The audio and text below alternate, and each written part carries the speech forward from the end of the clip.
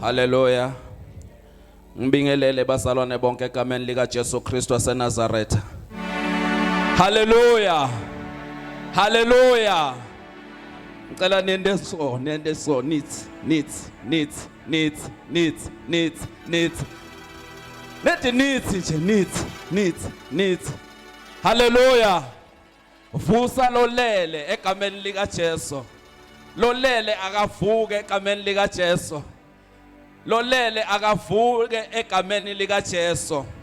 Ngibingelele kakhulu ngalokhetsekile my father, the bulldozer, the caterpillar, the preaching machine, my prophet. I'm the son of the prophet. Egameni lika Jesu Kristu waseNazaretha. Anishaya itandla. Ninemona. Ukuthi my father is a prophet. Ninemona shaya intandla kakhulu. Hallelujah. Shaya intandla kakhulu nisukume bazalwane. Egameni lika Jesu sisukumeni sonke egameni lika Jesu sishaya intandla. Sikikize sishaya intandla kakhulu sishayela our prophet. Egameni lika Jesu Kristu waseNazaretha. Ukikize ushaya intandla. Hallelujah. Bazalwane ngibusiseke kakhulu ngoba ekhaya ngokuqina. Hallelujah. Ekhaya ngokuqina ngilast born. Ngilama seswami nanguya lapha egameni lika Jesu Kristu waseNazaretha. Manje naleli verse leli liseqineni. Shobona ukuthi ngikusambulo. Yeah. Ngoba la ku Genesis kunabo bhuti wami balandzele base bofika mina ngikusambula. Hallelujah bazalwane. Ngiyanicela kakhulu bazalwane ningibeketelele ngoba nyalo kunetindo letitawumbuleka. Hallelujah. Uma timbuleka letindo ngitadisho. Hallelujah bazalwane. Ngoba lento lesifuna ukukhuluma ngayo into lefihlakele. Hallelujah. Ngiyacela sesigugu egameni lika Jesu Kristu waseNazaretha. Ungibambele elivesi leli ngabom hallelujah wabase Korinte wokuqala chapter 15 verse 40 verse 45 wase Korinte wokuqala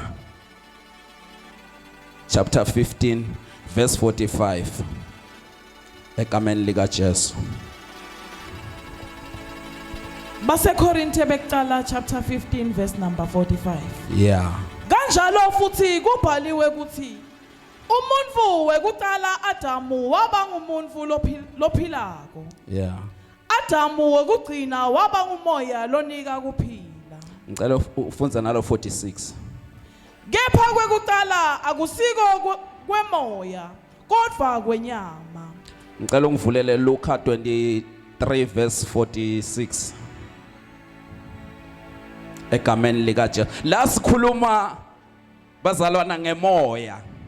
Size sikhulume ngemoya ukuthi leli verse uma kukhuluma Jesu ukhuluma ngemoya la unika babe. Adamu wokuqala beka umuntu. Adamu wokuqala beka umuntu. Wanikwa umoya wokuphila. Adamu wesibili waba ngumoya lonika kuphila. Qhubeka seswami. Luka 23 verse number 46. Yeah. Jesu wakhala ngelivi lelikhulu wathi, Babe, ngibeka umoya wami etandleni takho. Wakusho lokho wase uyafa. Hallelujah bazalwane. Jesu uyakhala esiphambanweni. Uma khala Jesu uyamemeda. Uthi babe ngeliphimbo lelikhulu. Ngelivi lelikhulu. Sikhumbula kahle ukuthi konke kwadalwa izwi. Izwi wabuya waba ngumuntu.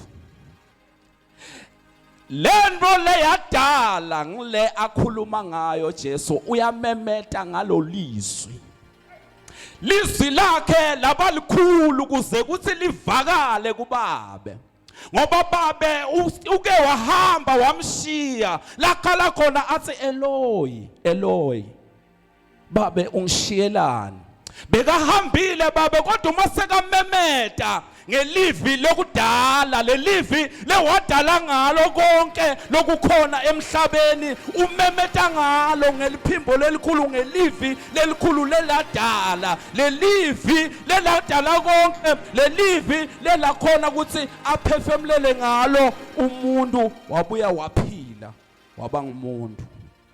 Haleluya bazalwane, sekujuleni bazalwane, sekujuleni ngicela nihambe nami. Haleluya bazalwane, uma sifunza kahle uma amemeta Jesu asibabe ngibeka umoya wami etandleni takho.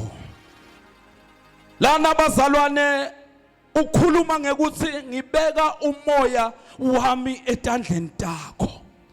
Uma qedza lapho uyafa. Lalisho khona ukuthi ubeka umoya laphila ngawo etandleni taNkulunkulu kusale umoya wokunika kuphila kuye, kodwa yena ufile kodwa kunemoya la ukhiphile wawunika uNkulunkulu ngoba Jesu uyehla ayemathunjini emhlaba afika shumayela livangeli kulaba bahluleka kungena emkhunjini uye wayebashumayela. Kungako Jesu uma sekavukile uba nawo lo moya wokuphila ngoba akazange asho kuthi uNkulunkulu kuthi lo moya longunika wona lo noma lo moya ngiyanikela ngawuthe babe ngiyabeka. Uma ubekile into uba nesibinzi futhi sokuyilanza. Hayi man kanintsila babe ngiyawubeka umoya wami etandleni takho uyasala nemoya wokunika kuphila. Hayi nemoya wokuphila kodwa usala nemoya wokunika kuphila. Uyahamba uyaphasa emajukujukwini ufika uyalishumayela livangeli ushumayela labala kwakha mkhumbi labala kungena emkhunjini uyabalanza.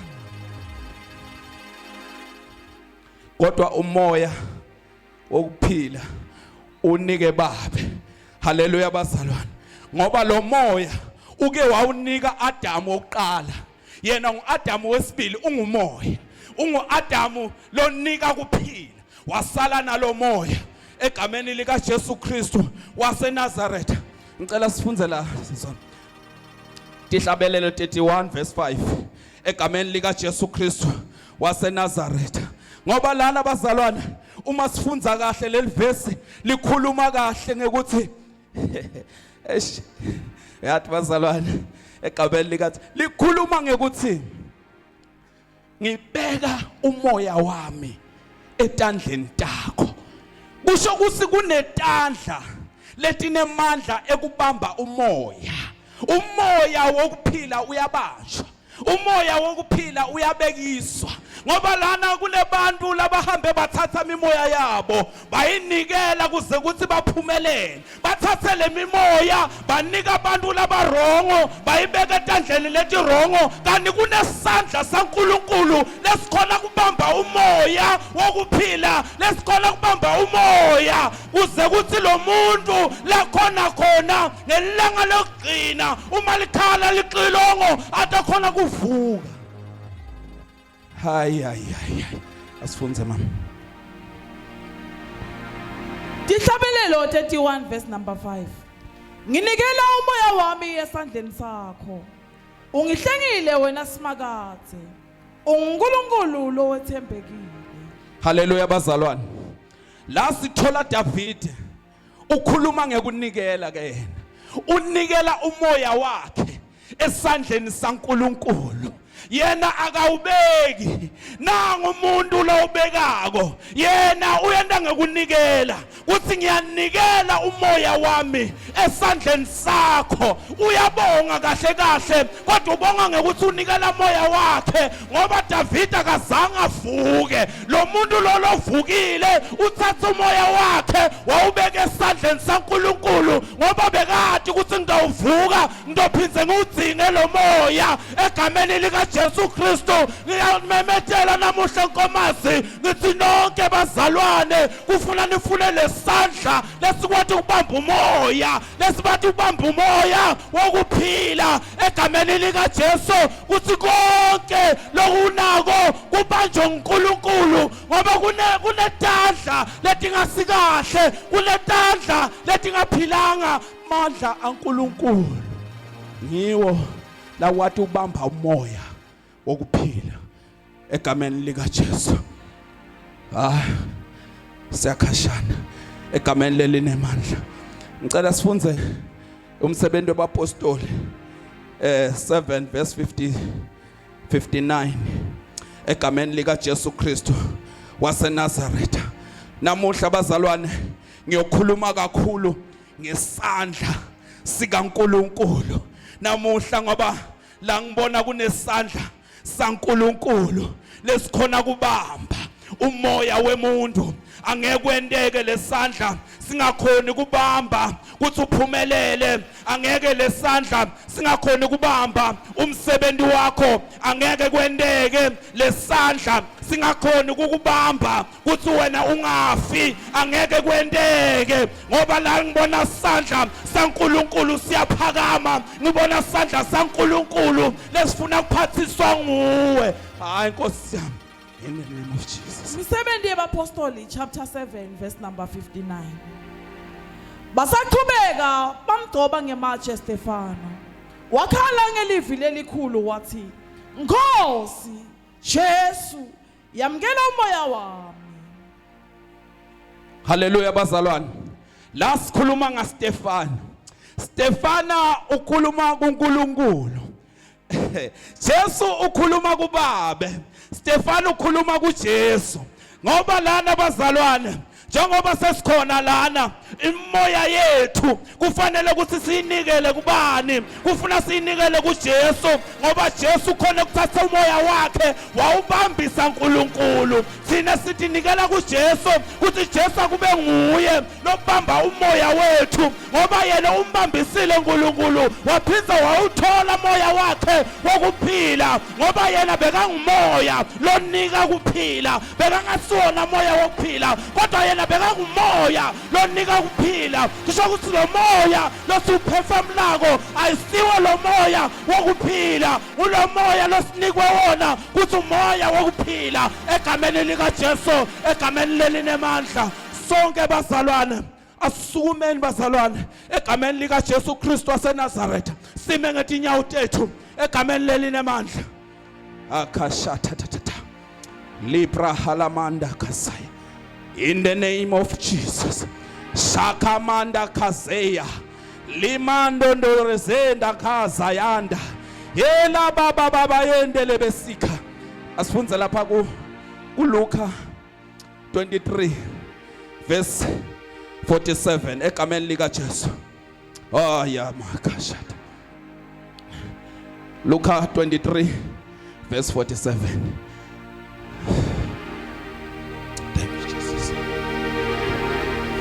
Indvuna yelibutfo nayibona lokho kwenteka yabonga uNkulunkulu yathi impela abelungile lo muntu. Hallelujah bazalwane.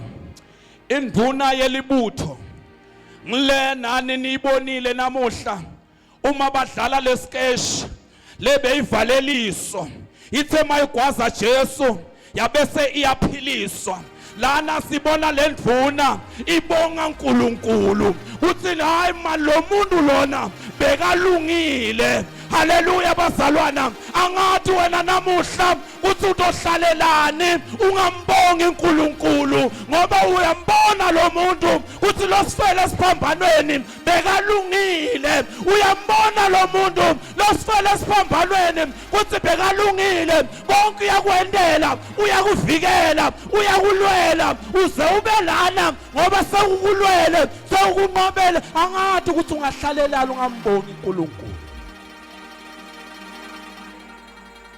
Njengoba umengethe inyawo nje funa abantu ngoba mina I'm the son of the prophet egameni lika Jesu. Mina ngimntwana womprofeti egameni lika Jesu. Nonke lena nonsukumile egameni lika Jesu. Kunemuntu lo wasifela esiphambanweni, kunemuntu lo wasifela esiphambanweni waza wabona na sister sakhe.